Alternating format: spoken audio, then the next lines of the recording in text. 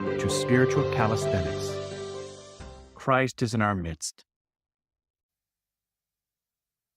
August 8th, we commemorate Saint Emilian, the Confessor and Bishop of Cyzikos. Our Holy Father, Myronus, the Wonderworker, Bishop of Crete. The Holy New Martyrs, Triantaphillus of Zagoras and Anastasius of Thessalonica. Saint Gregory of Sinai and Mount Athos. Saint Calisthenics, Metropolitan of Edessa and Pelham. And Saint Anastasius, the Martyr from Bulgaria.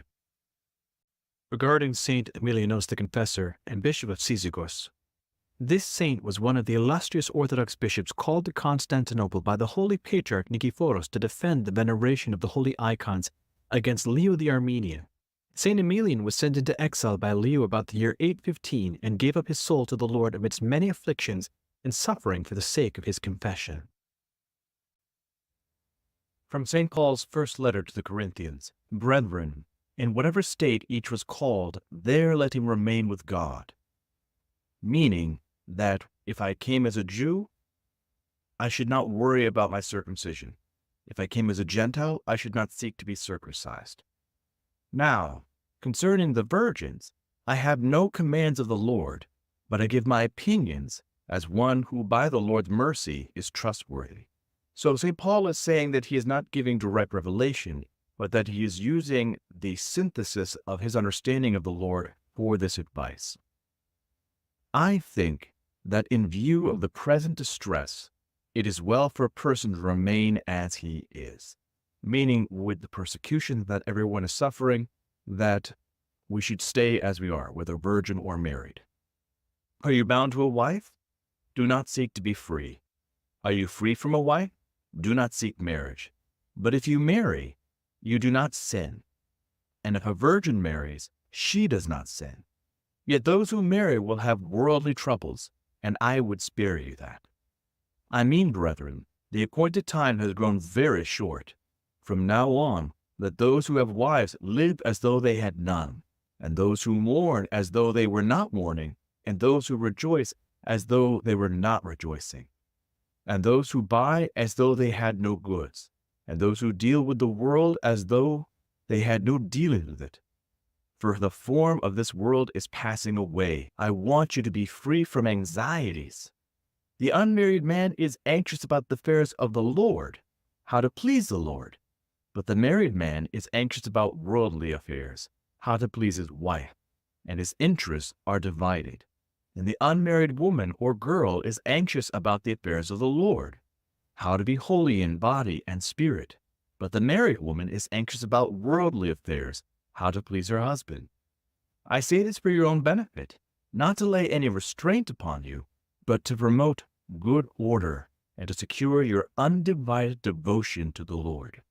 So this, for all intents and purposes, is an advertisement for monasticism.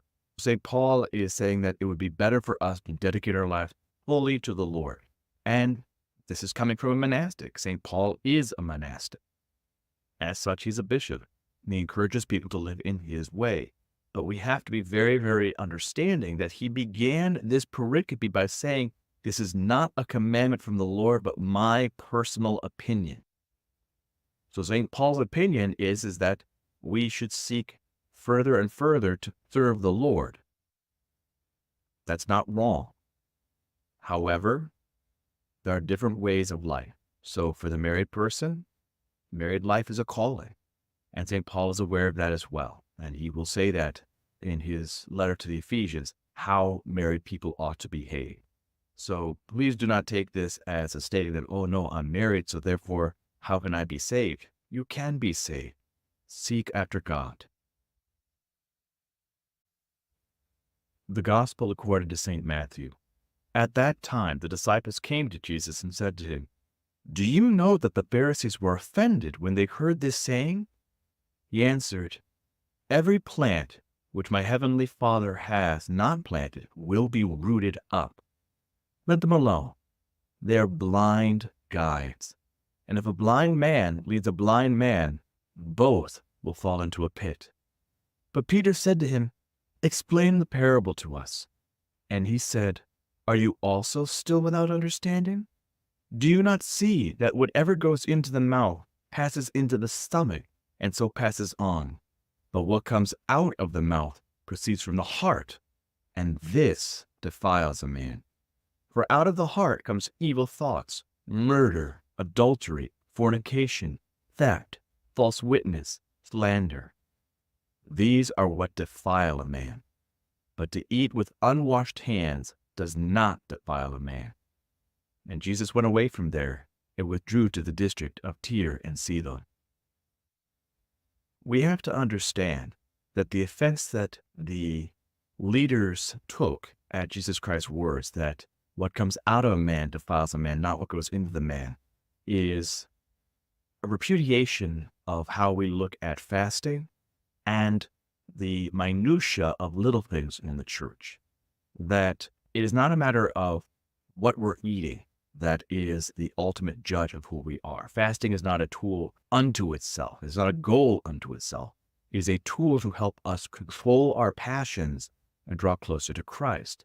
What defiles me is what comes out of me, the intentions of my heart. In other words, within my noetic being, who I am as a person. This is what can defile me. This is what can hurt other people.